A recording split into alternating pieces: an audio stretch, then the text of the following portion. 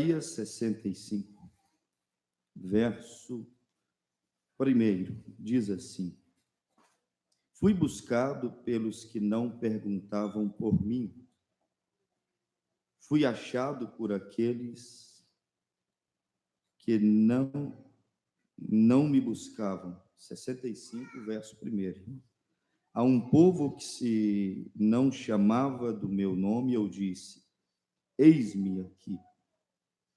Estendi as tuas mãos todos os dias, estendi as mãos todo o dia a um povo rebelde que caminha por caminho que não é bom, após os seus pensamentos.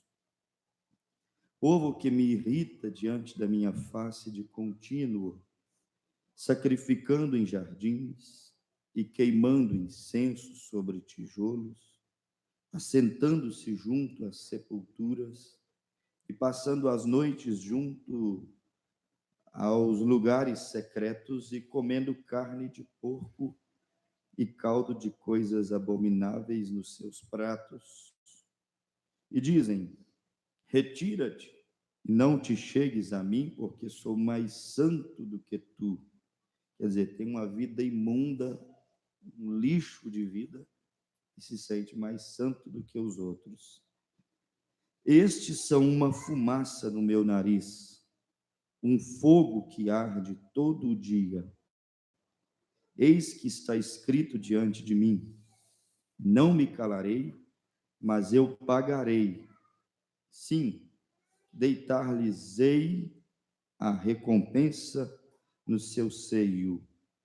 As vossas iniquidades e juntamente as iniquidades de vossos pais, diz o Senhor, que queimaram incenso nos montes e me afrontaram nos outeiros, pelo que lhes tornarei a medir as suas obras antigas no seu seio. Agora, Romanos 10. Romanos, capítulo 10.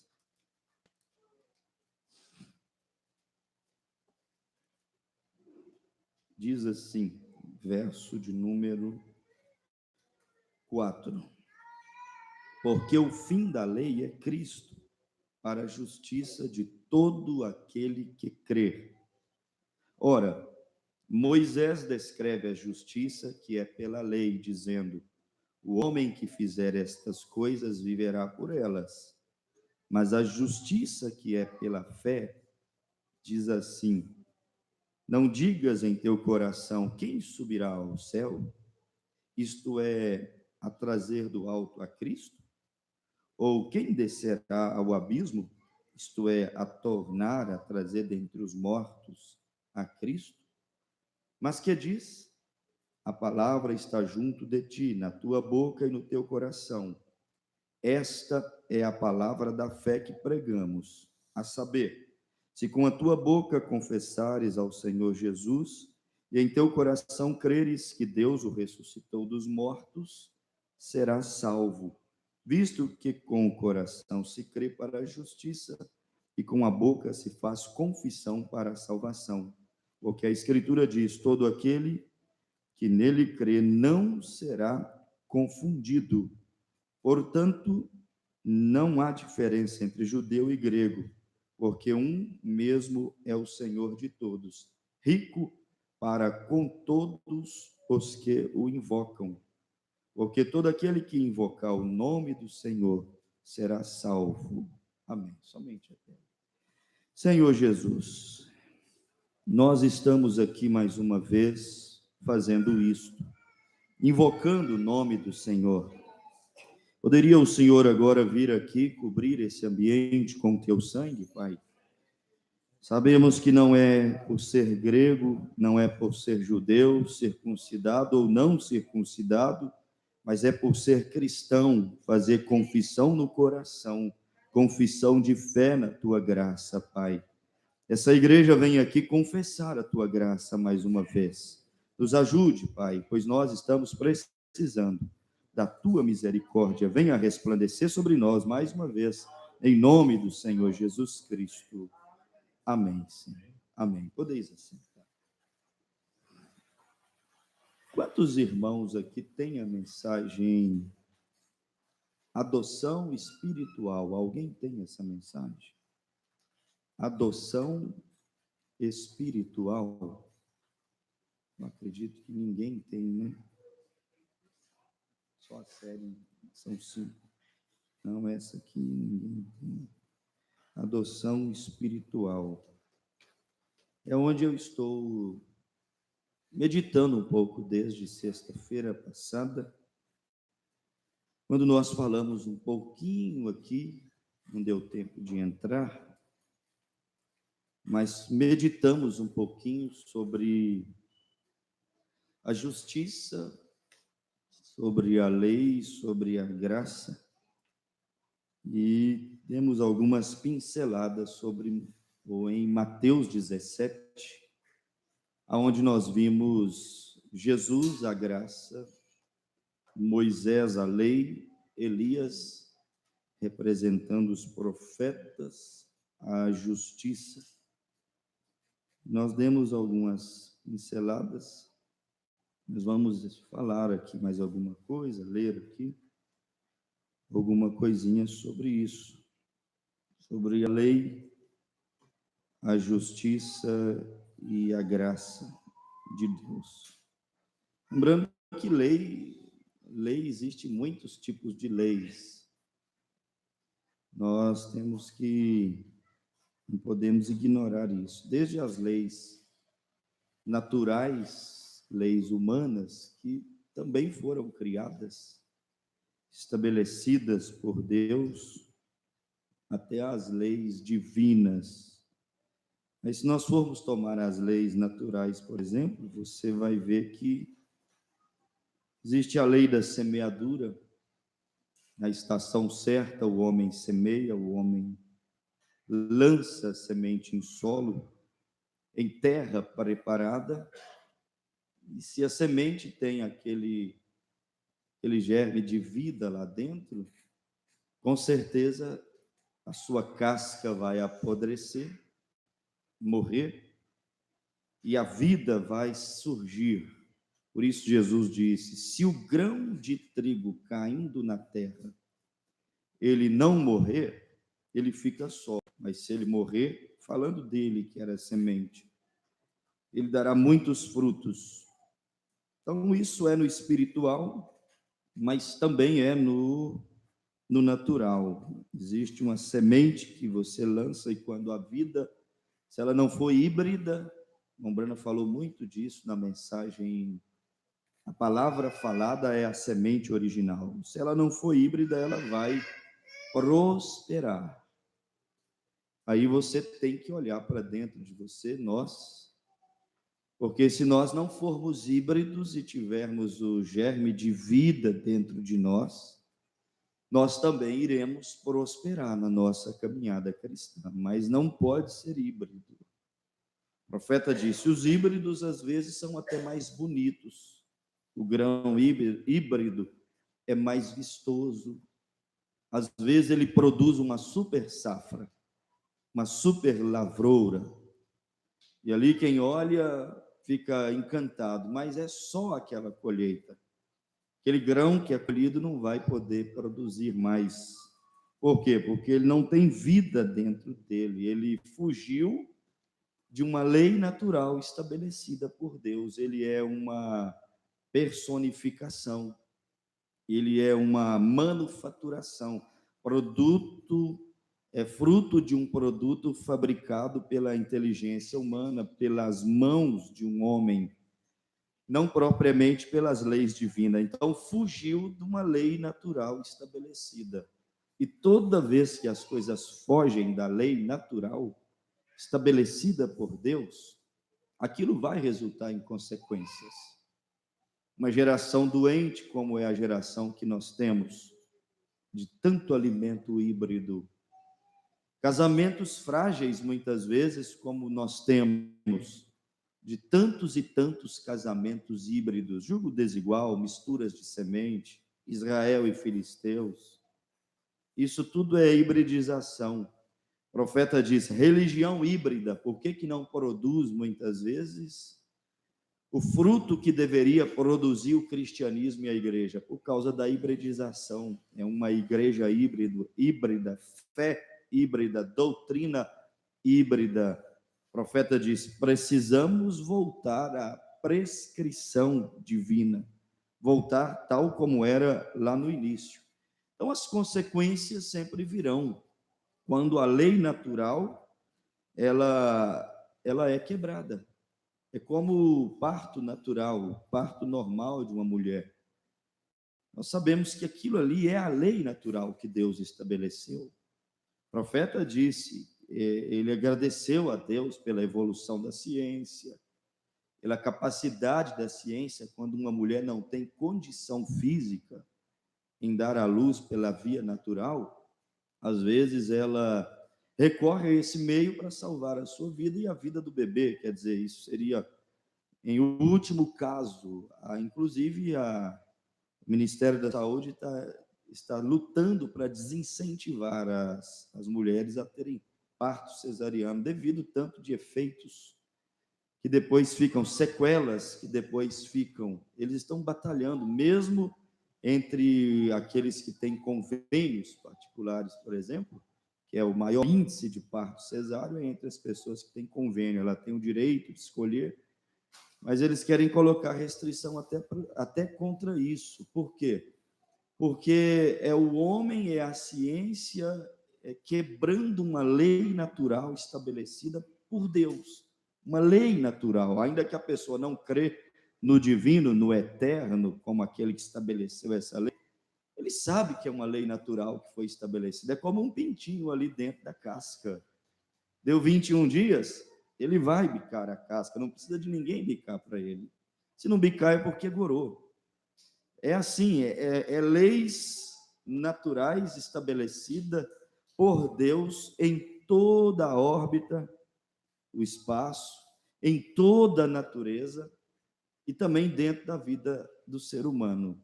Mas aí nós vamos quebrando, vamos vivendo de maneira como se Deus não estivesse estabelecendo leis, e aí vamos colhendo as nossas próprias dificuldades. Primeira coisa que nós fazemos, as mamães, por exemplo, excetuando casos de necessidade. Primeiro problema que ela causa para o seu filho, ela já impede que ele rompa a placenta, ela já impede que ele faça uma série de coisas que naturalmente foi estabelecida que ele pudesse fazer para que ele viesse ao mundo. Leis naturais que estão sendo quebradas, e quando são quebradas, voltamos a dizer, alguma sequela, alguma consequência. E assim vai, irmãos. A lei da reprodução, estabelecido por Deus. Se a mulher estiver vivendo nos seus dias férteis e aquele homem tiver um relacionamento íntimo com ela, com certeza a vida vai reproduzir. A vida vai ser manifestada. Mas o que o homem faz? O homem segue quebrando as leis naturais. E quebrando as leis naturais, nós vamos, muitas vezes, intentando contra Deus. Lei da semeadura, que Paulo disse em Gálatas. Não erreis, de Deus não se escarnece, dele não se zomba. Tudo que o homem plantar, ele vai colher. Quer dizer, lei da semeadura. Foi Deus quem estabeleceu isso. A Paulo chamou de lei da semeadura, e não sei se Isaac Newton, ou algo assim, algum físico, algum grande cientista, chamou de a lei do retorno. Mas é bíblico. Chamou de a lei da ação e da reação, a lei do retorno. Quando você vê uma ação, aquela ação não surgiu de si mesmo do nada. Ela é só uma resposta. Ela é só uma reação. Quer dizer, toda ação produz uma reação, e algum matemático, algum físico diz, tudo que você joga vai voltar de alguma maneira. Tudo que você descarta no lixo, muitas vezes, de algum jeito vai voltar. Vai voltar pelos canos da torneira, vai voltar pela eletricidade, vai voltar por embalagem, vai voltar através de roupa, ou vai voltar através da própria comida. Tudo volta, de alguma maneira, as coisas voltam. Mas são leis que Deus deixou aí, Deus mesmo criou, e os homens apenas foram descobrindo. Deus foi permitindo os homens descobrir essas coisas. Eles dizem que eu não sou bom em física, mas lembra um pouquinho, dizem que em 1666, algo assim, um jovem de 23 anos de idade, sentado debaixo de uma árvore de maçã. Quantas vezes as maçãs já haviam caído da árvore? Quantas vezes as mangas já caíram da árvore? Mas há dia que cai diferente. Há momentos que coisas que acontecem todos os dias acontecem de um jeitinho diferente, e Deus parece que abre alguma coisa para a gente ver. Mas teve um dia que caiu, talvez, quem sabe, caiu na cabeça de Isaac Newton. Quando caiu na cabeça dele, isso é uma suposição, ele pegou e perguntou: mas por que os corpos caem? E eu fiquei pensando, por que os crentes caem? Por que as igrejas caem? Por que os mancebos, por que os velhos caem? A Bíblia diz que cai. A Bíblia diz assim: o cair é do homem, o levantar é de Deus. Quando a maçã caiu, Isaac perguntou: por que os corpos caem? E aí ele foi estudar aquilo, anos e anos estudando por que os corpos caem. E aí ele chegou naquela conclusão de que é devido à força que ele chamou de força da gravidade. Tudo que está perto da Terra vai ser puxado por ela. Irmãos, eu fiquei pensando comigo, a Terra é um tipo do mundo. A Lua, por exemplo, ela é um tipo da igreja. Sabe por que a Lua não se desprende, não sai de órbita, não some pelo espaço?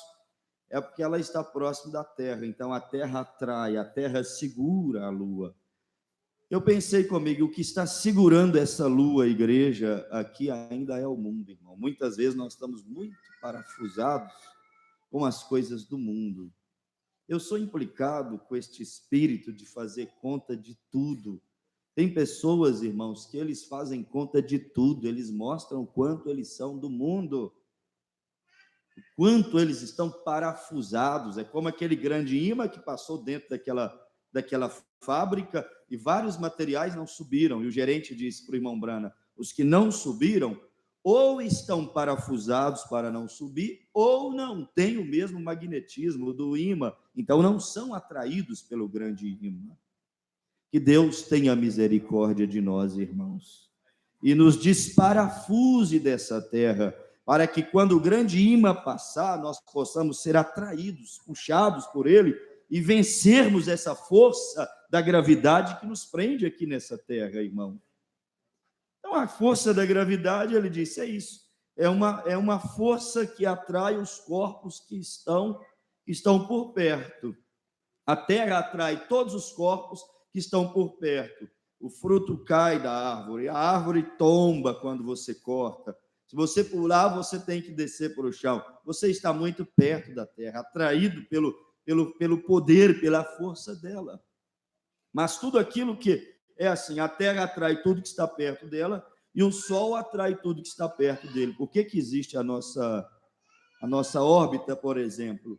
É porque o sol atrai os planetas para ficarem ali. Se o sol perder a sua capacidade de atração, se ele perder a sua força, vamos dizer assim, da gravidade sobre a órbita, irmão, os planetas somem na galáxia.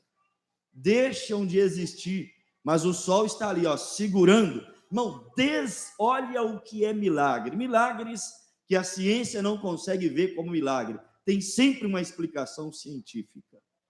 Olha para você ver, Deus disse lá em Gênesis: haja luz e houve luz, haja um luminar maior para poder governar. Irmão, até hoje, aquele poder que Deus deu ao sol para segurar as coisas em torno dele, até hoje aquele poder está na vida daquele grande sol. E a Bíblia diz: o Senhor Deus é um sol. Jesus Cristo é o mesmo ontem, hoje e eternamente. Aquele sol, Cristo que andou nessa terra, irmão, até hoje ele tem o mesmo poder de atração.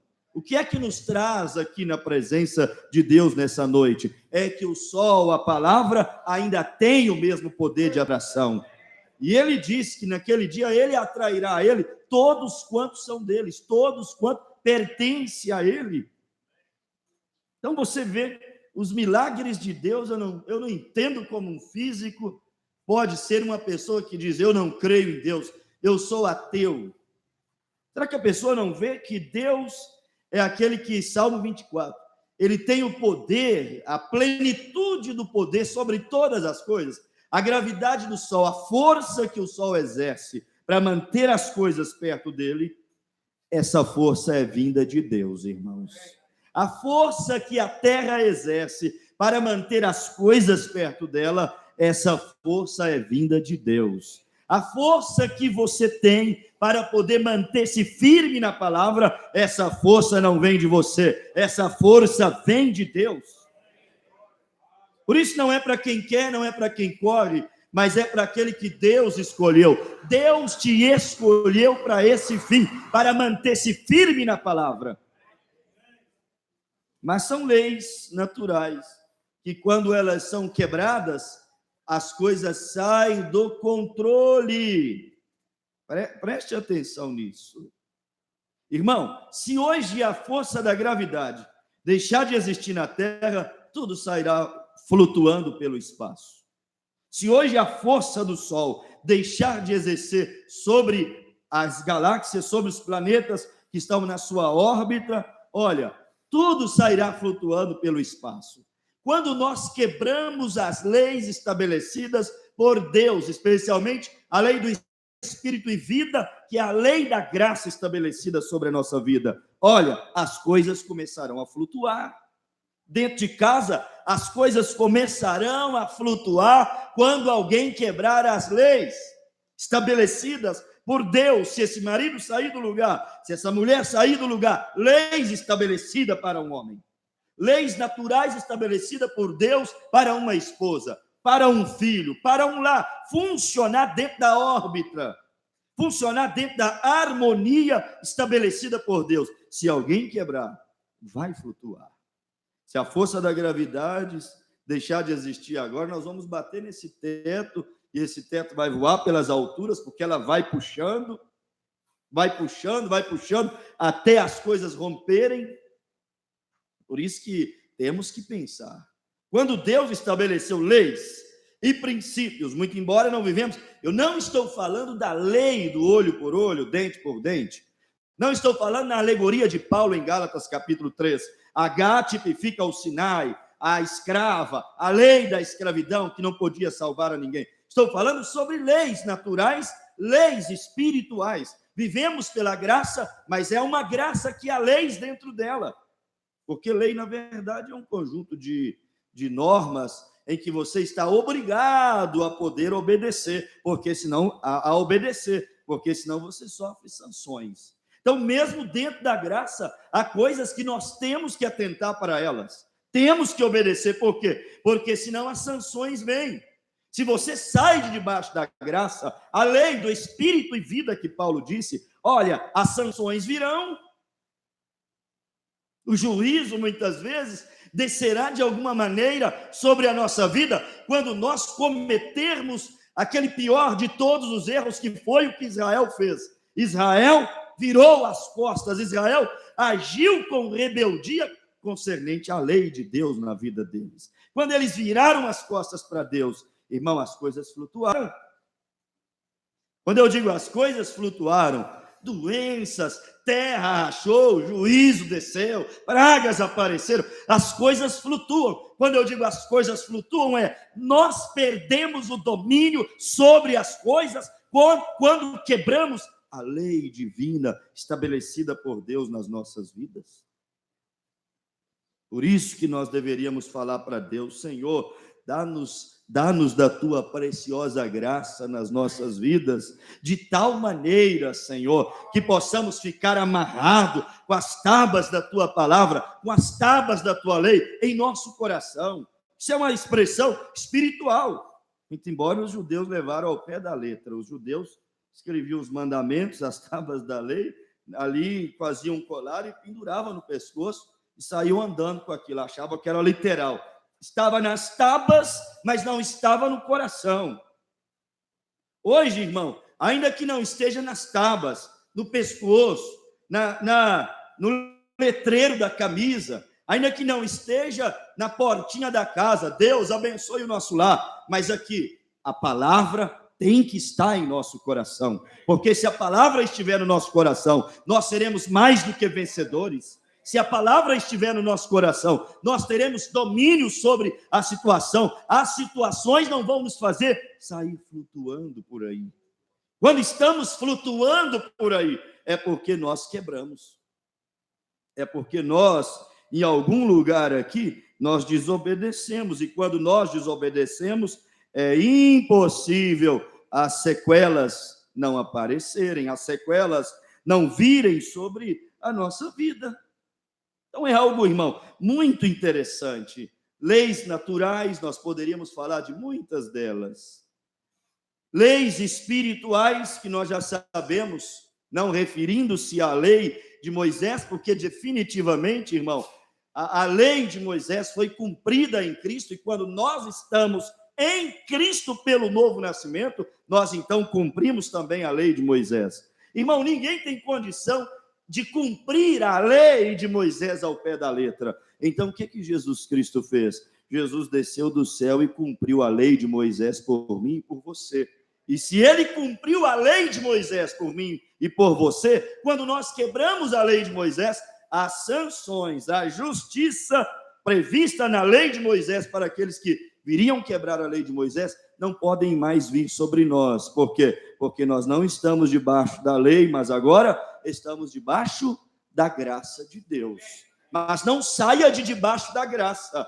A graça é você observar a palavra, a graça é você amar a Cristo, a graça é você santificar-se, a graça é você se encher do Espírito Santo, o que muitas vezes faz o caminho mais estreito do que a lei natural de Moisés. Porque na lei de Moisés, não matarás e ponto final, resolvido o problema. Na lei de Jesus, odeia que você já é assassino.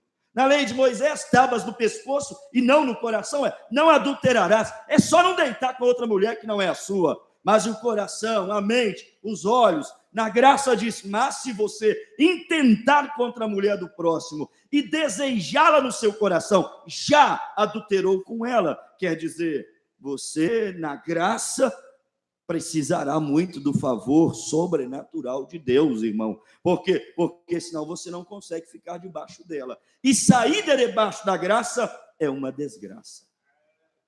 Eu não quero sair. Senhor, por mais que seja difícil, mantém-me debaixo dessa graça. Eu não quero sair de debaixo da graça. Quando Israel saiu de debaixo da graça, a terra engoliu.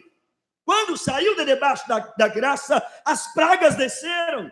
Quando saíram de debaixo da graça, morreram todos no deserto e não entraram em Canaã. Por isso, Senhor, dá força para essa noiva permanecer debaixo dessa graça soberana.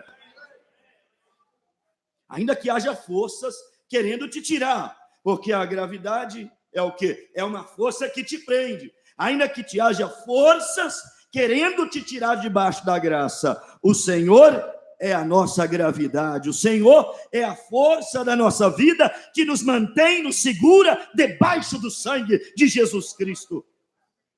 Não pensa não, o diabo não pode entrar debaixo do sangue, mas ele tem uma força para puxar tanta gente. Ele tem uma força, principalmente se você estiver cheio do mundo, principalmente se tiver parafusado as coisas do mundo. Ele tem capacidade de persuasão, de tirar as pessoas de debaixo do sangue. Quando saímos de debaixo do sangue, é onde o diabo muitas vezes nos corta em pedaços.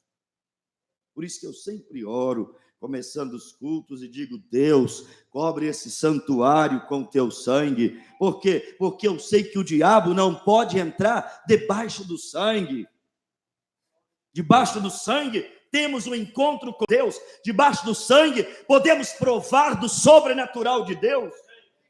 Debaixo do sangue, irmão, sem água benta, sem azeite, sem imposição de mão, podemos receber curas, podemos receber milagre, porque o maior milagre que poderia acontecer à igreja é a cobertura do sangue de Jesus Cristo, este manto, essa túnica de graça.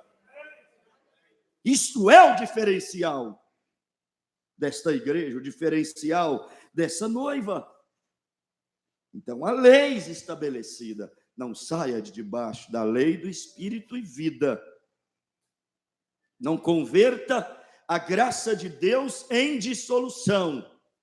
Porque Paulo disse, uma vez tendo a graça e a convertendo em desgraças, ele disse assim, é impossível que aqueles que uma vez foram iluminados pela palavra da verdade e provaram deste dom celestial. Qual é o dom celestial? Falar em línguas? Claro que não.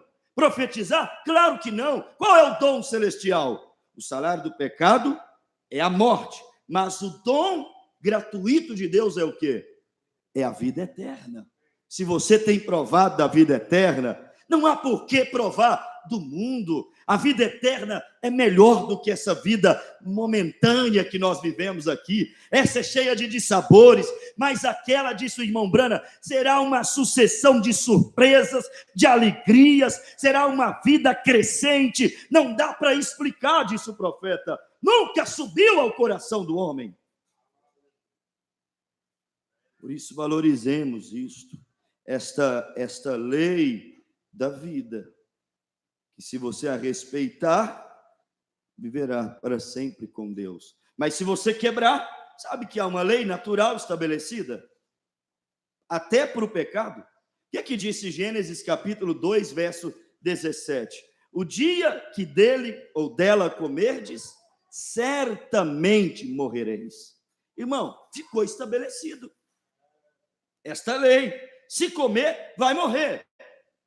Se insistir em comer, vai se intoxicar, vai envenenar. Em algum momento irá morrer. Pode que não morra na hora que coma do fruto do pecado, mas insiste para você ver.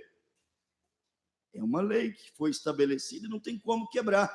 Por isso que as pessoas não vão poder chegar diante de Deus e dizer assim, Senhor, mas eu não sabia. Deus dirá, eu estabeleci leis naturais, adverti, conscientizei, e ainda enviei o meu Espírito de graça como uma saída. Mas fostes ignorante aos meus conselhos, às leis naturais que foram estabelecidas, e às vezes usei até bestas para falar. Até a ciência fala. A ciência é uma besta que fala, em nome de Deus. A ciência fala que se você fuma e insiste nisso, você pode morrer com um efizema pulmonar, uma bronquite crônica.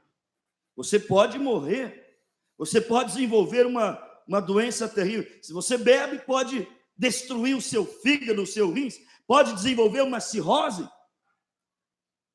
Quer dizer, até a besta fala, até a jumenta fala, porque perto de Deus é uma jumenta. Por isso que a humanidade está inexcusável, sem justificativa, diante de Deus. Por quê? Porque há uma lei natural que mostra as coisas. Um princípio natural estabelecido por Deus. Então disse Romanos 6, abrem Romanos 7 aí também. Então disse Romanos 6, verso 23, o salário do pecado é a morte. Quer dizer, isso é uma lei estabelecida. Vai morrer. Casamento morre. Vida espiritual morre. Porque o salário do pecado é o quê? É a morte. E aqui em Romanos, capítulo de número 7, abriram Romanos 7? Romanos 7, verso de número, não vou ler todo o capítulo. Aí Paulo fala da lei, é bom que não confundamos isso, irmãos. Olha, Paulo fala da lei e das leis. A lei de Moisés, que é boa, a lei de Moisés que conscientiza e revela o pecado, mas também fala da lei do pecado, que nós nascemos com ela dentro de nós. Vamos ler todo o capítulo, irmãos? Diz aqui no versículo 7, que diremos, pois, Romanos 7, 7, é a lei pecado? Ele pergunta. De modo nenhum, mas eu não conheci o pecado, senão pela lei. Quer dizer, a lei veio e disse que aquilo era pecado. Mas sabe que a lei só pode fazer isso? Isso é pecado. Isso é pecado. Isso é pecado, isso é pecado. Cuidado para você não viver um cristianismo nessas bases. Isso é pecado, isso é pecado, isso é pecado, isso é pecado. É só isso.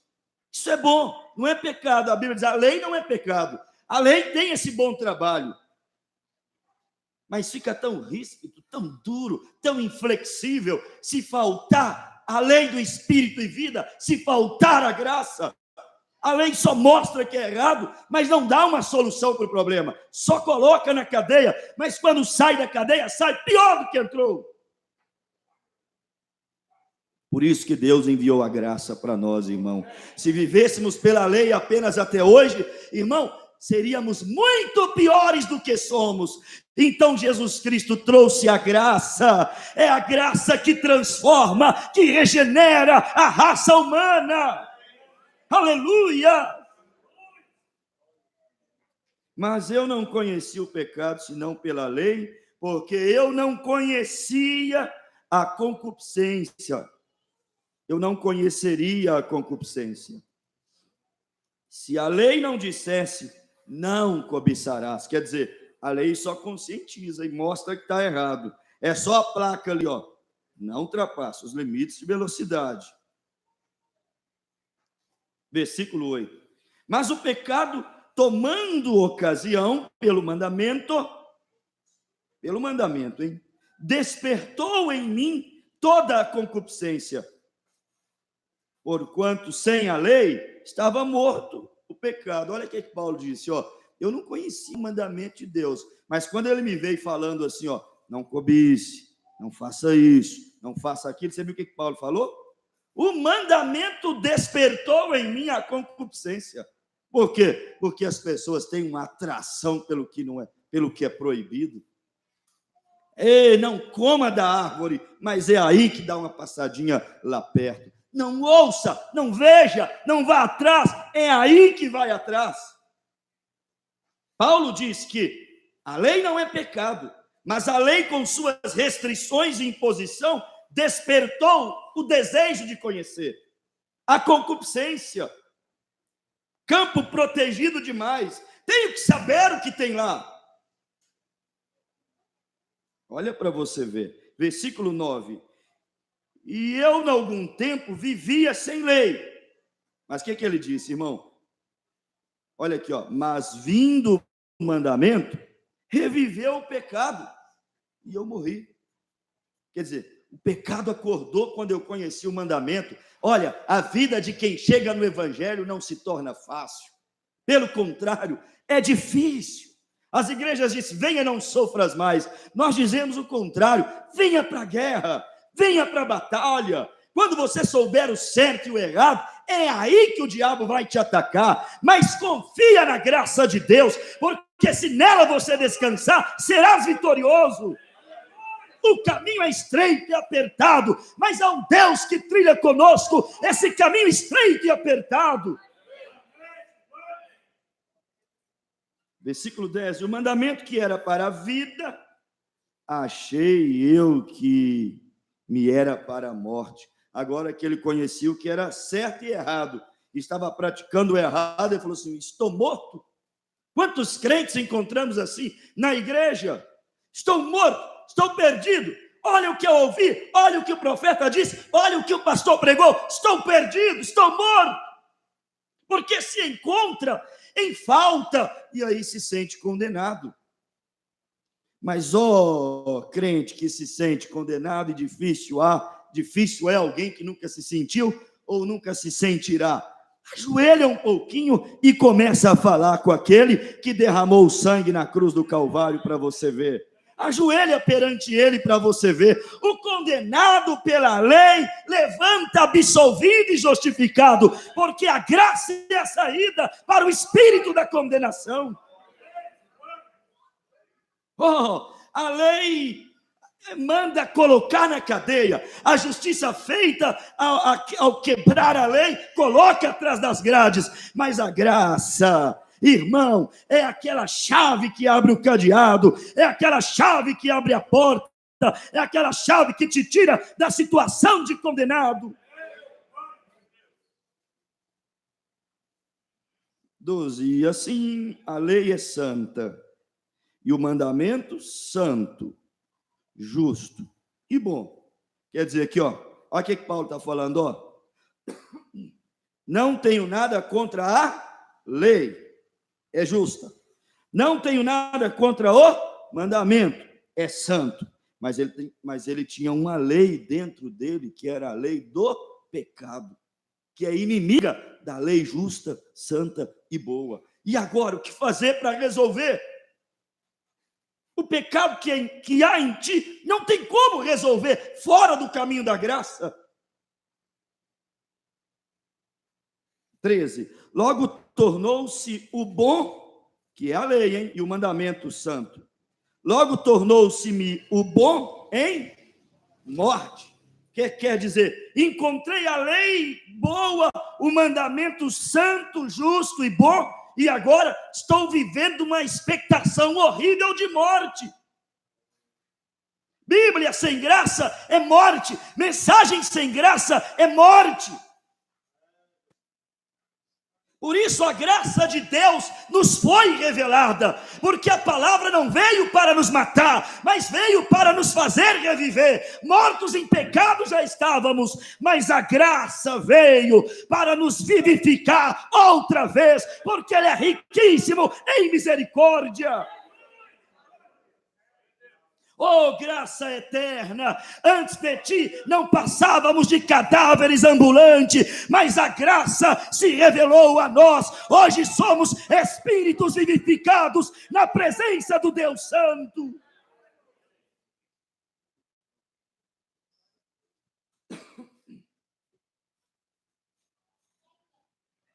Agora aqui, ó. Logo tornou-se-me o bom em morte, de modo nenhum, mas o pecado, olha aí, ó, olha a explanação de Paulo, mas o pecado, para que se mostrasse pecado, operou em mim a morte pelo bem. É aquele sentimento que acaba sendo bom, sabe? Se você transgride e não se sente condenado, meu Deus. Se você transgride e acha que está vivo, como os fariseus, por guardar a lei, por manter uma aparência de santificação, se sentiam vivos, inchados, melhores do que o restante. Como eu li lá em Isaías 65, não te achegues perto de mim, porque eu sou santo. Se sentiam-se santos, mesmo tomando um caldo abominável e comendo as suas leitoas, porque isso era abominação para os judeus. Mas aqui, ó, olha para você ver. Mas o pecado, para que se mostrasse pecado, operou em mim a morte pelo bem, a fim de que pelo mandamento o pecado se fizesse excessivamente maligno. Irmão, o pecado para o crente não pode ser normal. Não acostume com o pecado. O pecado para o crente tem que ser excessivamente maligno. Pecado é pecado, pecado é você quebrar uma lei, pecado é te colocar flutuando. Ficar flutuando é ser cana agitada, é perder a sobriedade, é tirar o pé do chão. Porque, versículo 14, bem sabemos que a lei é espiritual, mas eu sou carnal, vendido sob o pecado, nasci nessa condição. Em outras palavras, Paulo está dizendo, sou humano, nasci assim, e agora tenho que degladiar. Porque o que faço, não aprovo. A lei dá essa condição. Toda vez que você transgredir, você sabe que transgrediu. Pois o que quero, isso não faço. Mas o que aborreço, isso faço. É isso que ele está dizendo. Sou vendido ao pecado. Estou lutando contra essa natureza, lutando contra essa lei do pecado pegajosa, que está desde Gênesis capítulo 2, verso 17. Quando meus pais, Adão e Eva, comeram daquele fruto, toda a raça humana ficou vendida ao pecado. E se faço o que não quero, consinto com a lei que é boa, de maneira que agora já não sou eu que faço isso, mas o pecado que habita em mim, porque eu sei que em mim, isto é, na minha carne, não habita bem algum. E com efeito, querer estar em mim, mas não consigo realizar o bem. Eu acho interessante esse versículo, porque eu sei que em mim, isto é, não habita, isto é, na minha carne, não habita bem algum. Sabe o que isso significa? Ninguém se salvará pelas suas boas obras. Ninguém se salvará confiando na sua própria justiça. Ninguém chegará a Deus pela lei de Deus e pela justiça de Deus. Porque se você é um cumpridor assíduo da lei, olha, você tem do que se jactanciar. Você é forte. Você tem méritos. Você e eu teríamos qualidade.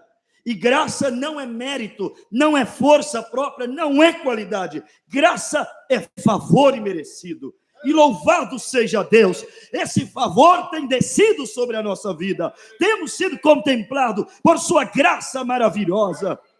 Graça inexplicável, graça soberana.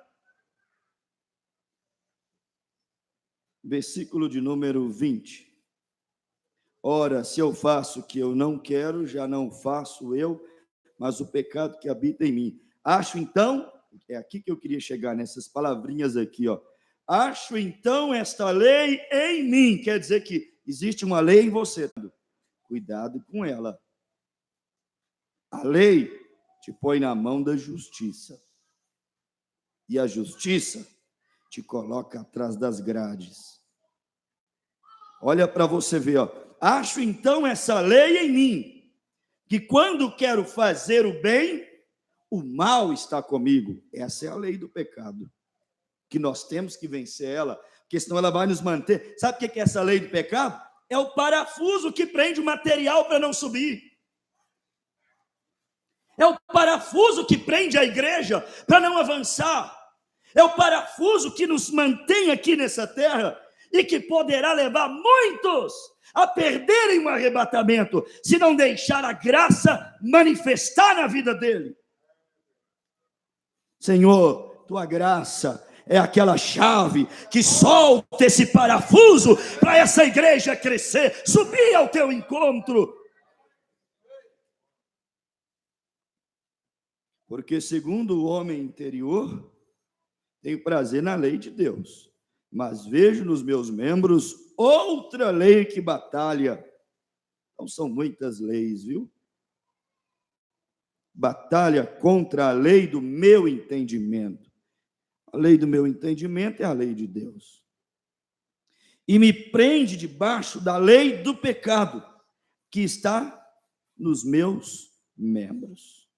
Aí ele diz, miserável homem que eu sou. Se sentiu assim, porque tinha que lutar muito, o tempo inteiro, e somos mesmo. O profeta disse, ele nasceu em uma manjedoura, enrolado em panos, tirado das cangas dos lombos de bois, sendo rei, nasceu à sombra da catedral, da luxúria, do ouro, mas veja como ele nasceu. O profeta disse, ele nasceu como nada, e eis-nos aqui nos sentindo alguma coisa. O profeta disse, nós não somos nada, é a sua graça que está sobre nós. Nossas justiças não passam de trapo de imundícia, é o seu amor imensurável que tem se manifestado a nós. Do contrário é isso, miserável homem que eu sou, quem me livrará do corpo dessa morte? Paulo perguntou, quem me livrará do corpo dessa morte? A lei não pode, a justiça não pode, mas veio um. Meu corpo foi vendido ao pecado quando Adão e Eva pecou, mas fui vendido ao pecado, mas o parente redentor chegou. E quando ele chegou, ele disse: eu vim comprar aquilo que foi vendido ao pecado, ao diabo lá atrás. Vou pagar com a minha vida e com o meu sangue. Quem me livrará desse corpo do pecado? É o meu Redentor. Eu sei que o meu Redentor vive. Ele veio para me soltar, para me desparafusar. Miserável homem que sou, quem me livrará do corpo dessa morte? Dou graças a Deus por Jesus Cristo, nosso Senhor, assim que eu mesmo, com o entendimento, sirvo a lei de Deus, mas com a carne, a lei do pecado. Mas os dias disso aí estão contados. Olha no espelho e diga: os seus dias estão contados. Há momentos que eu olho para mim mesmo e digo para mim: os seus dias, carne, homem, estão contados. Logo, logo, o homem interior vai ser revestido pela imortalidade. Logo, logo, esta carne, este corruptível, vai ser revestido pela incorruptibilidade. Os dias dessa carne estão contados.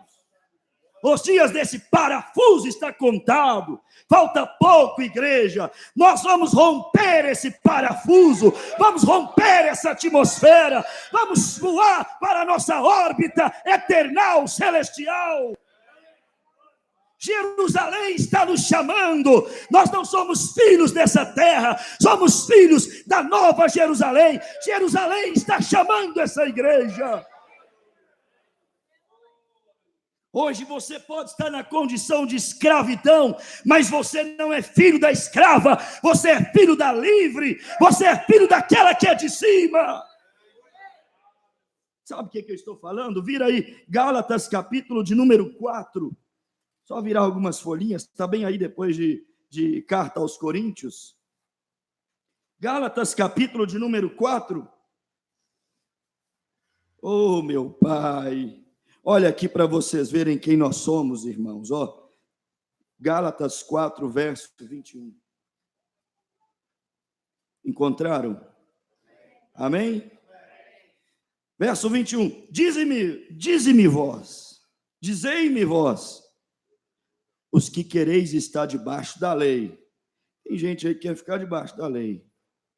Não ouves vós a lei? Porque está escrito que Abraão, a história foi lá em Abraão, ó, teve 2 filhos, um da escrava e o outro da livre. Irmão, você é filho de quem? Da escrava ou da livre? Nós somos filhos da livre. Paulo está falando aqui, ó, aos que querem estar debaixo da lei. A lei põe, ó, em escravidão. Paulo está falando da lei. Paulo está dizendo que a lei tem filhos. A lei tem gente na cadeia. A lei tem gente que rejeitou a graça. Mas nós não somos filhos da escrava. Nós somos filhos da livre. Aleluias! Verso 22. Porque está escrito que Abraão teve 2 filhos, um da escrava e o outro da livre. Todavia, o que era da escrava nasceu segundo a... Irmãos, captem isto. O da escrava é H. H nasceu segundo, o da H nasceu segundo a possibilidade, segundo o trabalho humano. Abraão ainda estava gerando, mas Sara não. H era só uma morena egípcia de sua irmã Brana, de aproximadamente 28 anos de idade. E Sara disse: vai, tem o filho com H. O filho de Abraão com H foi chamado de filho da escravidão. Foi chamado de filho da carne, filho da possibilidade, filho de uma lei natural. Qual é a lei natural? O homem deitou com uma mulher e ela está nos dias férteis, o que vai acontecer? Ela vai engravidar. Então, o filho da escrava, Ismael, é filho da possibilidade, é filho de uma lei natural. Oh, meu Deus! Mas Isaac é filho de uma lei sobrenatural. Você não é filho de uma lei natural, quanto à carne sim, mas estamos sendo gerados de novo pela palavra, de acordo com o novo nascimento. Na carne, filhos de Agar, mas no Espírito somos filhos de Isaac, filhos da promessa, filhos daquela que é livre. Mas vamos deixar Paulo mesmo pregar. Todavia, verso 23, o que era da escrava nasceu segundo a carne. Os fariseus, irmão, tudo segundo a carne. Mas o que era da livre, segundo, que era livre por promessa. Aleluias. O que se entende por alegoria, porque estes são os dois concertos. Um do Monte Sinai. O que deu no Monte Sinai? Tábuas da lei. Lei para quem? Para quem estava vivendo uma vida perversa. Paulo disse, a lei é para o transgressor. Irmão, se todo mundo fosse nascido de novo, tivesse o batismo do Espírito Santo, não precisava de lei. Mas como não são todos nascidos de novo, tem que ter ordem da igreja. Pegou, irmão Brana? Tem que ter leis de trânsito, tem que ter leis trabalhistas, tem que ter tantos tipos de leis aí afora, tem que ter os direitos humanos, e assim vai. Mas aqui segue. Gerando filhos para a servidão, que é Agar. Ora, esta Agar é Sinai, versículo 25. Um monte da Arábia, que corresponde a Jerusalém, que agora existe, pois é escrava com seus filhos. A lei. Mas a Jerusalém que é de cima é o quê? É livre. A qual é mãe de filhos de Jerusalém. Deus vos abençoe. Olha para sua irmã e diz, filha de Jerusalém, Deus te abençoe.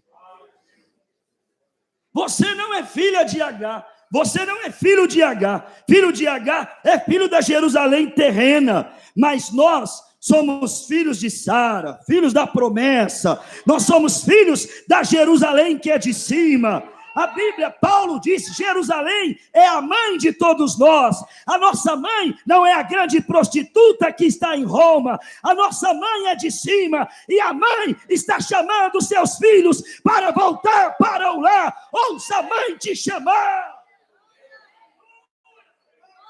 Oh, eu ouço Jerusalém falar, filho, volte para casa. Mamãe está adornada te esperando. 27, porque está escrito, alegra-te, estéril, que não dá a luz. Irmão, olha aqui, Agar é assim de filhos. Sara gerou Isaac. Sara é a estéril que não dava luz de filho.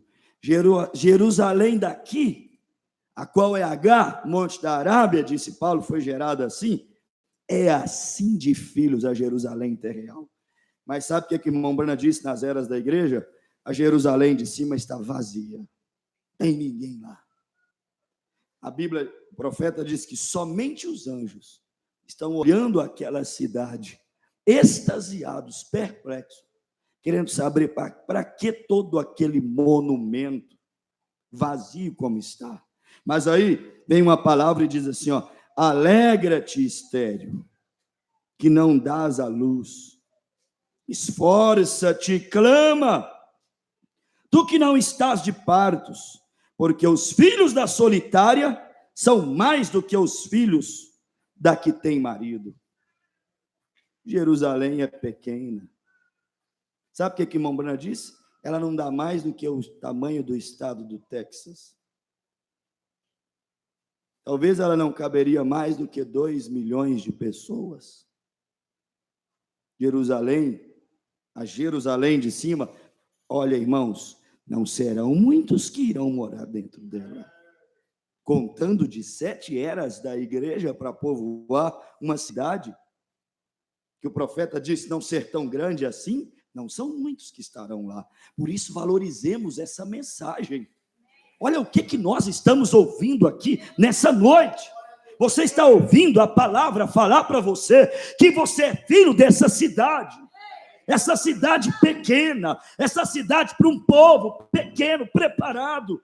E a Bíblia diz que nós somos filhos dela. Ei, você tem garantia de morar naquela cidade. Essa mensagem veio preparar cidadãos para aquela cidade. Alegra-te, ó estéril. São mais os filhos da solitária. Mas alegra-te, ó estéril. Os teus filhos são menores em números, mas a glória deles será infinitamente maior do que a glória dessa Jerusalém terrenal. Ficas encantado com a glória de Jerusalém terrena? Você não sabe a glória da Jerusalém celestial. Jerusalém, que é de cima. 28. Mas nós, irmãos, somos filhos. Encontrou aí? Mas nós, irmãos, somos filhos da promessa, como Isaque. Mas como então aquele que era gerado segundo a carne perseguia o que era segundo o Espírito, assim também é agora. Há uma perseguição. 30. Mas que diz a Escritura? Lança fora a escravo, lança fora a lei não pode salvar.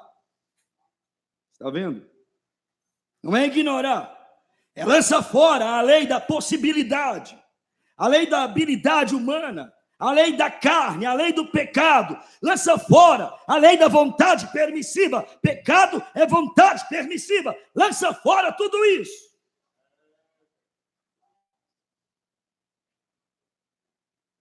Porque de modo algum o filho da escrava herdará com o filho da livre. Vai ter separação lá. Ai, pastor, quando é que essa separação vai acabar? Nunca, nem na eternidade, ok? Lança fora o filho da escrava, porque o filho da escrava não vai herdar com o filho da livre. A separação, nesse sentido, continua. Jerusalém é para pouca gente, o restante fica do lado de fora. Estação em estação, ano em ano, vem trazer o fruto da vide, prestar honrarias ao rei e à rainha, mas sai para fora logo, porque é um lugar bem exclusivo para o povo seleto. Os carnais sempre perseguiram os espirituais. Versículo 31. De maneira que, irmãos, somos filhos, não da escrava, mas da livre. Somos filhos, sabe de quê? Não da lei, da possibilidade, da capacidade de gerar, das boas obras. Somos filhos, sabe de quem? Da Sara. Da impossibilidade. Oh, meu Pai! A Bíblia aqui me chamou de filho de Jerusalém celestial. A Bíblia me chamou de filho da promessa. A Bíblia me chamou de filho de Sara. Você sabe o que significa? Somos filhos da visita de Deus nessa terra, filhos da palavra. Você nasceu para servir a Deus, você nasceu para essa mensagem, você nasceu para Nova Jerusalém. Por isso que nem se você quiser ficar de fora, você vai ficar, porque você nasceu para essa palavra. Oh, meu Pai, não nos deixe virar nunca as costas para essa graça, para essa salvação tão gloriosa que o Senhor Deus fez raiar sobre nós. Uma vez eu ouvi um pregador dizendo assim que a mensagem de Malaquias nos gerou. E você sabe que é mesmo. A carne nos gerou e nos colocou aqui segundo uma lei natural. Mas quando a mensagem veio, ela nos gerou novamente no reino de Deus. E agora nós não somos filhos da carne e do sangue, mas nós somos filhos da promessa. Filhos do impossível, filhos do sobrenatural, filhos de Sara, filhos de Jerusalém. Quando o diabo tentar te diminuir, olha para você mesma Eu sou filho de Jerusalém. Eu sou filho de Sara. Eu sou filho da promessa. Em Cristo sou herdeiro de todas as coisas. É isso que a graça nos proporciona. Não vire as costas para isso. Mais uma vez, não deu. Mas Mateus 17. Pedro, Tiago e João, finalizamos assim. A lei, a justiça e a graça. Lei, Moisés, justiça, Elias, graça, Jesus. Pedro, Tiago e João, uma igreja dorminhoca. Parada lá no monte, dormindo. Enquanto eles dormiam, Elias, Moisés, a lei, a justiça e a graça ali, diante deles. Aí eles acordam meio assim e diz que achou ter visto uma visão. Acordou e viu Elias, a justiça. Olhou e viu Moisés, a lei. Aí sabe o que eles fez? Foram lá na graça. Sabe o que o irmão Brana diz aqui na mensagem de adoção espiritual? Foram lá e falaram assim com a graça, assim, ó graça, vamos fazer aqui 3 seminários? Vamos construir aqui 3 tabernáculos? 3 pontos doutrinários? Nós temos aqui os seguidores da lei de Moisés. Nós temos aqui os zelotes que querem justiça a todo custo. Vamos fazer aqui um tabernáculo para a justiça divina? Elias, cortando cabeça de profeta de Baal, fazendo fogo descer do céu e parando os céus para não chover. Vamos fazer uma igreja para a justiça? Eu que não quero congregar nela. Quero passar bem longe dela. Brana disse, Deus, tire meus olhos da justiça divina e coloque os meus olhos na tua graça, Senhor. E aí olharam para Jesus e disseram, vamos fazer aqui outra igreja para a lei. Tem aqui os fariseus, olho por olho, dente por dente. Vamos fazer aqui um tabernáculo para eles. Eles virão e adorarão com Moisés. Da justiça divina virão, adorarão no tabernáculo de Elias. E assim temos igreja, Senhor, para todos os gostos. Quando eles estavam pensando em construir ismos e doutrinas, a voz falou do céu. Há sempre uma voz que fala do céu. Aí a voz disse assim, não. Não é tempo. A lei de Moisés não é a bola da vez. A justiça de Elias não é a bola da vez. Eis aqui a graça que engole a lei e a justiça. A ele ouvir. Este é o meu filho amado em quem me compraz habitar. A ele ouvir. Ouça a graça. E sabe o que a graça falou com a igreja? Quando desceram do monte, a graça olhou para os 3, Pedro, Tiago e João, e disse assim, a ninguém conteis essa visão. Guarda isso só para vocês. Deixa eu exercer o meu ministério. A graça falou, não é tempo de lei e não é tempo de justiça. E o irmão Brana, ele faz algumas dramatizações. Quem saiba, a graça tenha se assentado lá naquele monte com a lei e com a justiça, com Elias e Moisés, e dito assim, olha, a graça agora vai atuar por 7 eras da igreja. Você, justiça, preciso de você. Teu ministério não acabou ainda. Você, lei, teu ministério não acabou ainda. Mas aqui, vocês, Levi e Simeão, lei e justiça, só vão desembainhar a vossa espada depois que eu arrebatar a minha igreja na última era da igreja.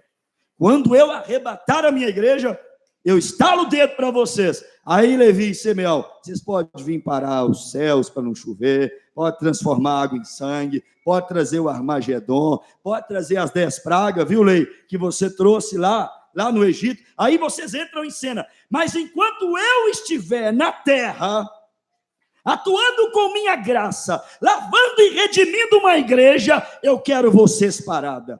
Elias e Moisés estão estáticos, sem poder manifestar a lei e a justiça. Sabe por quê? Porque hoje a graça está trabalhando com uma noiva para aprontá-la. É a graça, irmão. Vamos cantar aquele hino. É a graça que nos trouxe até aqui. Bem rapidinho, irmão, bem rapidinho. Cantar esse hino. É a graça. Se não fosse pela graça, nós nunca subiríamos lá. Vamos ficar de pé, irmão. Meu Deus e meu Pai, a justiça e a lei estão aguardando a tua ordem, o estalar dos teus dedos, meu Pai, para que os horrores do Armagedon desçam a este mundo. Mas enquanto isso não sucede, a tua noiva se encontra aqui, Pai, namorando com a tua graça, meu Pai. Estamos enamorados da tua graça, Senhor. Ó graça que cura, ó graça que limpa, ó graça que salva, ó graça que transforma. Venha inundar esse tabernáculo, Senhor. Nos ajude, em nome de Jesus Cristo. Quando terminar essa lida e lá no céu eu chegar, haverá uma multidão de mãos esperando para me abraçar e perguntarão a uma voz, voltados para mim: ó, conta-nos como você, irmão, Aleluia, venceu e chegou aqui. E falarei e contarei. Tem mais alegria para cantar um hino como esse? Você está cantando a graça. E que por esse pecador a si mesmo se entregou. Foi graça, graça, superabundante. Foi graça. Foi graça, graça, preciosa e doce graça. Oh, Deus! Foi graça, irmão, graça, irmão. Eu vos digo que foi assim. Foi só pela graça de Jesus eu venci e cheguei a... Para um momento, vamos continuar daqui a pouquinho. E lá está a lei. Pegou a pecadora Maria Madalena, levou aos pés da graça. E a lei acionou que a justiça fosse feita. A lei, Moisés, chamou Elias e disse assim, ó, a lei de Moisés manda que a matemos, que a apedrejemos. A lei e a justiça compareceram diante da graça. Irmão, a graça é mais forte. A graça é mais poderosa. Eu prefiro ficar com a graça. A lei e a justiça disse, mate. A graça levantou os olhos e falou assim, ó justiça, ó lei, se não há brecha em ti, ó lei, se tu és tão perfeita assim, ó justiça, se tu és tão perfeita e tão justa assim, se tu és mais justa do que a justiça divina, atire a primeira pedra. Irmão, quando a graça falou, a lei e a justiça abaixaram a cabeça e um a um foram indo embora. E a pecadora levantou a cabeça e perguntou, onde está Elias? Onde está Moisés? A graça falou, não é tempo desse ministério, agora é a minha hora. Vai e não peques mais, para que algo pior não lhe suceda. Aleluia! A graça é mais poderosa. Falarei e Aleluia! contarei de Jesus que me salvou. E que Aleluia! por esse pecador a si mesmo se entregou. Caia na mão da graça, não da lei, não da justiça. Graça, graça, superabundante graça, desça sobre a tua igreja. Graça, graça, preciosa e doce graça. Foi graça, irmão, graça, irmão. Eu vos digo que foi assim. Foi só pela graça Oh, de Jesus. Deus! Eu venci e cheguei. Olha, escute aqui. isso. Os ladrões tinham que ser pregados em uma cruz e as prostitutas apedrejadas. E um dia, a graça passou nas terras de Jerusalém e, de repente, a graça olhou para cima e viu um ladrão, um cobrador, um defraudador dos compatriotas. E ali a graça virou e olhou para cima e disse assim: Zaqueu, desce da árvore, hoje me convém pousar na tua casa. A lei e a justiça ficou olhando e disse: que este é o Messias? Vai dormir na casa de um ladrão, ao invés de crucificá-lo? Não, não pode. Quando a graça estava lá dentro da casa dele, irmão, ele lembrou da lei que mandava restituir 4 vezes mais quem tinha sido roubado. E ele disse assim, ó: eu irei pagar 4 vezes mais aqueles que eu dei prejuízo. Aí a graça virou para ele e falou com ele assim, ó: hoje entrou salvação na tua casa. A graça é mais forte do que a lei. A justiça iria crucificá-lo, mas a graça falou assim: não precisa crucificá-lo, eu vou ser crucificado no lugar dele. A graça é mais forte, irmão. Busque mais essa graça. Ela tem poder transformador. E saiu Saulo pregando o evangelho, agora chamado de Paulo, e eles diziam: o quê? Esse homem não serve, esse homem não pode. Mas ele disse: eu tive um encontro com a graça, eu vi a coluna de fogo. Tenha um encontro com a graça pode transformar. Louvado seja Deus. Oh, glória! E falarei e contarei de Jesus que me salvou, e que por este pecador a si mesmo se entregou. Oh, Pai. Foi graça, graça, superabundante graça. Foi graça, graça, preciosa e doce graça. Ei, meu Deus. Foi graça, irmãos, graça, irmão. Eu vos digo que foi assim. Glória a Deus. Foi só pela graça de Jesus que eu venci e cheguei. Escute aqui. isso. Ninguém pode ser salvo pela lei, pela justiça.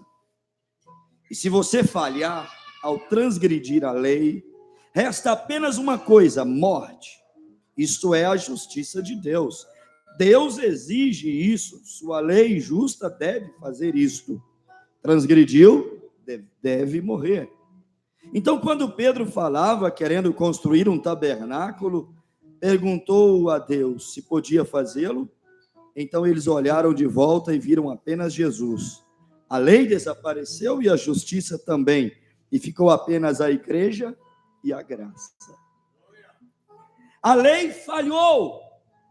Vamos nesta noite tirar os nossos olhos da lei e tirar os nossos olhos da justiça própria. Eu não imploro por lei, tampouco por justiça divina. Não posso ser julgado pela lei. Eu não poderia obedecer toda a lei. Ninguém nunca guardou toda a lei. Eles não podiam cumprir a lei. Nenhum deles guardaram toda a lei. E você também não pode ser salvo pela lei. Nem você, nenhum outro homem poderá ser salvo pela lei. Então, a lei fracassou. A justiça fracassou. A justiça deve condenar até a morte, mas todas elas não podem trazer salvação. Então agora, vamos tirar os nossos olhos da justiça e da lei e vamos elevar os nossos olhos apenas em Jesus Cristo. Este representa o amor de Deus. Ele não é a lei, não é a justiça. Ele é a graça. Nele nós encontramos o cumprimento da lei e da justiça. Nele estamos justificados eternamente. Aleluia! Oh, Pai! Oh, Deus! Deus misericordioso, nesta noite não estamos implorando pela lei, tampouco pela justiça. Não queremos ser julgados pelos méritos humanos, mas, Senhor, julga-nos de acordo com os méritos do teu Filho, quando ele andou aqui nessa terra. Eu te imploro por misericórdia, misericórdia, misericórdia. E falarei e contarei de Jesus que me salvou e que por este pecador a si mesmo se entregou. Foi graça, graça, superabundante graça. Foi graça, graça, preciosa e doce graça. Foi graça. Foi graça, irmão, graça, irmão. Eu vos digo que foi assim. Foi só pela graça de Jesus. Aleluia. Eu venci e cheguei aqui. Então glorifica a ela, dê um aplauso a ela, a essa graça soberana. Oh, graça, graça, graça. Glorifiquemos a Ele, exaltemos, adoremos a essa graça soberana.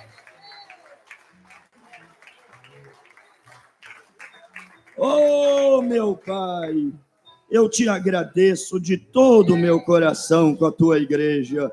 Se não fosse a tua graça, nenhum de nós estaríamos vivos, ó Pai.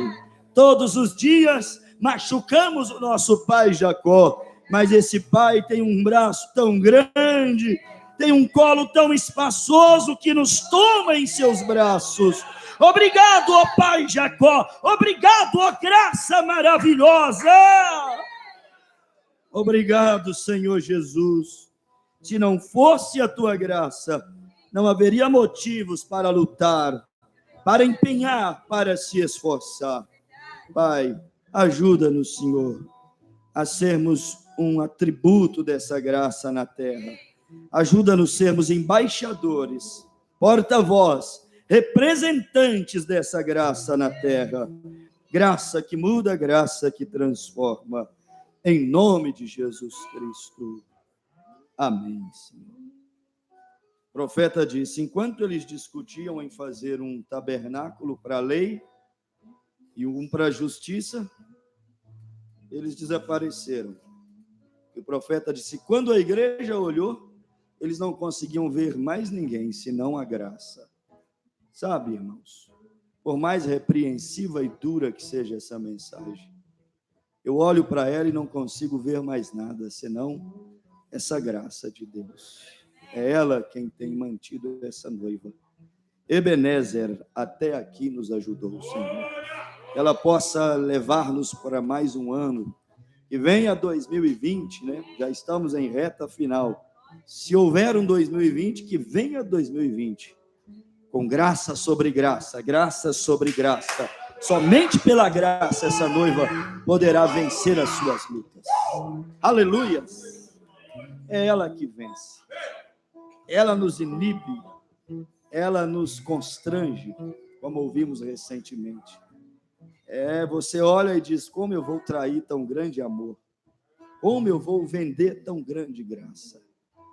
Não tem palavras para descrevê-la. Deus os abençoe. Domingo de manhã estejam na escola, não deixe de vir. Creio que vocês terão um culto maravilhoso. Amanhã, batismo às 4h da tarde lá no Glória. E terça-feira, às 9h da noite, começaremos o nosso culto da vigília.